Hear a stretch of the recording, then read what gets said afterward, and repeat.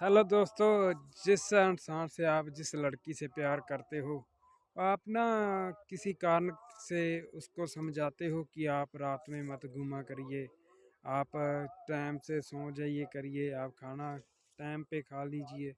अगर आप छोटी छोटी बातें अपनी गर्लफ्रेंड को समझाओगे ना, वो उसके लिए हज़ारों ऑप्शन होंगे और आपको छोड़ने का एक रीज़न होगा।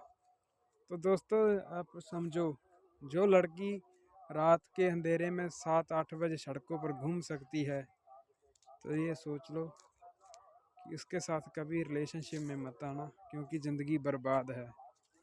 वो आपकी हज़ारों बातें सुन लेगी, लेकिन जब आपकी बात आएगी घर से निकलने की, रात को ना चलने की, तो आपको डेफिनेटली वो छोड़ देगी। तो उसको फोर्स करके मत रोकना। अगर जाती है तो उसको जाने देना चाहिए, कभी रोकना नहीं चाहिए।